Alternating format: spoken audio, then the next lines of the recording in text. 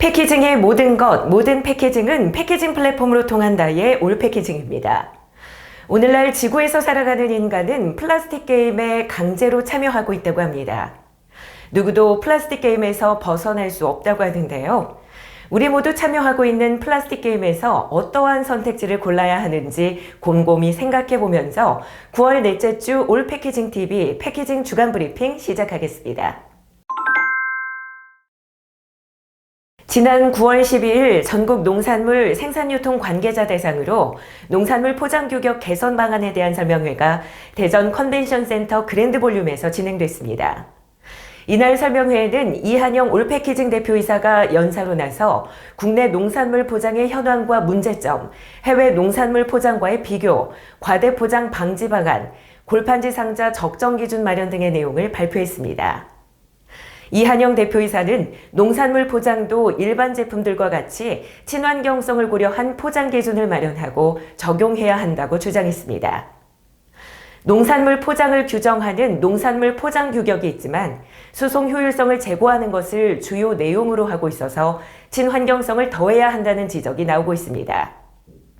더욱이 2024년 농산물 포장 규격에 관한 개정이 추진될 것이라는 예상도 나오고 있습니다. 지속가능한 포장은 많은 환경적, 상업적 이점을 제공합니다. 또한 폐기물과 온실가스 배출을 줄여 천연자원을 보호하고 오염을 줄이며 에너지를 보존하는 데 도움이 됩니다. 아울러 혁신적이고 환경 친화적인 새로운 기술 개발을 촉진합니다. 최근 구매하는 제품이 환경에 미치는 영향을 인식하는 고객이 늘어남에 따라 지속가능한 포장에 투자하는 기업은 고객 충성도를 향상시키고 긍정적인 브랜드 이미지를 구축하는 등 이점을 얻을 수 있습니다. 또한 운송, 폐기 및 규정 준수 비용을 낮출 수 있습니다. 전반적으로 지속가능한 포장은 기업, 소비자, 그리고 환경에 도움이 됩니다. 지속가능한 포장에 대한 요구가 커지는 오늘날 9월 11일부터 13일까지 미국 라스베이거스에서 열린 팩엑스포 2023에서 종이 포장 제로의 변화를 확인할 수 있었습니다. 이러한 흐름은 지난 5월 독일에서 개최한 인터팩에서도 확인할 수 있었습니다. 이들 종이 포장 제로의 변화는 종이에 하이베리어성을 부과해 종이 포장재가 플라스틱 포장재의 역할을 할 수 있게 될 뿐만 아니라 종이로 재활용이 가능하면서 기존 기계로 작업할 수 있도록 한 것이 특징입니다. 그런데 종이 포장재가 연 포장재를 대체할 때 특히 주목할 점은 인쇄는 물론 필로우 포장기계 적성과 작업성에 대한 연구가 필요하다는 것입니다. 연 포장재의 변화에 주목할 시점입니다. 최근 패키징 산업에서는 디지털 인쇄가 늘어나고 있습니다. 미국과 캐나다 전역에서 알칼리성 물을 유통하는 플로우 베버리지는 테트라팩에 디지털 인쇄를 적용했습니다. 이를 통해 보다 다양한 패키지 디자인을 적용하고 마케팅의 극대화를 도모해 시장을 확장하고 새로운 기회를 잡을 수 있을 것으로 기대하고 있습니다. 디지털 인쇄의 장점은 다양한 디자인을 포장재에 손쉽게 적용할 수 있고 다품종 소량 생산에 적합한 것입니다. 올 패키징은 패키징 산업이 주목하고 있는 디지털 인쇄 관련 최신 소식을 접하고 인쇄업계의 발전 방향과 흐름을 가늠하기 위해 내년 봄 독일에서 개최되는 세계 최대 인쇄 전시회 드루파 2024의 현장 소식을 발빠르게 전달할 계획입니다. 최근 일회용 컵과 더불어 빨대에 대한 이슈가 커지고 있습니다. 독일에서 등장한 슬라이더 스트로우에 대한 소비자들의 관심이 높습니다. 플라스틱 빨대를 대체하기 위해 종이 빨대, 옥수수 전분 빨대, 다회용 빨대들이 출시되고 있는데 맛과 촉감, 나아가 위생적인 측면에서 볼 때 빨대 본연의 역할과 기능을 하기에는 부족하다는 평가들이 나오고 있습니다. 그러나 일회용 컵 대신에 텀블러를 이용하는 것이 자연스러워진 지금 슬라이더 스트로우와 같이 위생적이고 친환경적인 빨대의 등장은 환영할 만한 일입니다. 2022년 한국일보의 제로웨이스트 실험실이라는 기획연재를 모은 플라스틱 게임이라는 책이 발간돼 화제가 되고 있습니다. 제로웨이스트 실험실은 과대 포장, 재활용 문제 등 지금까지 생각하지 못했던 다양한 패키징 관련 이슈를 제기해 업계의 주목을 받은 바가 있습니다. 이 책에서는 오늘날 지구에서 살아가는 인간은 플라스틱 게임에 강제로 참여하고 있다고 말합니다.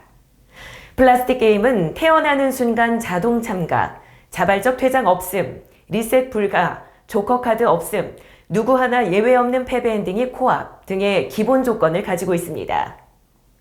또한 게임을 시작한 생명체도 인간이기에 게임을 끝내야 하는 생명체도 인간이어야 한다고 주장합니다.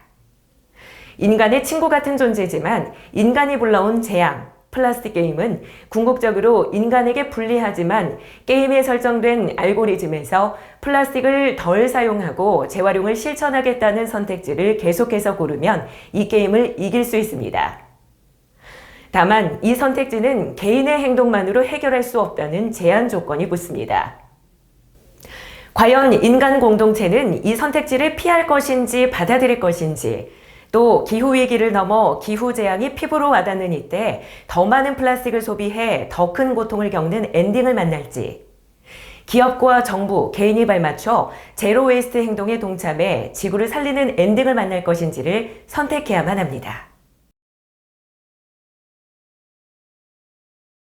올 패키징에서는 포장 실무자를 대상으로 각 분야별 전문 교육을 실시하고 있습니다. 10월 19일부터 20일까지 양일간 골판지 관련 교육을 진행합니다. 이번 교육에서는 골판지 재질, 강도, 품질, 설계 등 실무적으로 필요한 내용을 교육하고 생산 공장 견학을 진행해 골판지 포장을 이해하는 데 실질적인 도움을 줄 예정입니다. 자세한 내용은 패키징 플랫폼 올 패키징을 참고하시기 바랍니다. 패키징 관련 다양한 이슈, 문제 등을 함께 고민해보는 시간입니다. 이번 주 위클리 이슈는 과대 포장입니다. 친환경 포장의 관점에서 가장 친환경적인 포장은 포장 최적화, 원천 감량된 포장입니다. 다시 말해 과대 포장을 하지 말아야 한다는 의미입니다. 일반적으로 과대 포장의 뜻은 포장 방법에 관한 기준이 나와 있는 공간 비율이라 말할 수 있고, 또 많은 사람이 그렇게 인식하고 있습니다. 그러나 최근 무게 기준도 마련되고 있어서 무게나 부피를 최소화 또는 최적화해야 한다는 움직임도 나오고 있습니다. 이제는 부피 과대 포장은 물론이고 무게 등의 재질적인 측면에서 고민하고 또 개선해야만 하는 때입니다. 즐거운 추석 명절이 다가오고 있습니다. 추석 명절마다 시행되는 과대 포장 집중 단속, 또한 적발된 과대 포장에 대한 뉴스가 나오고 있는데요.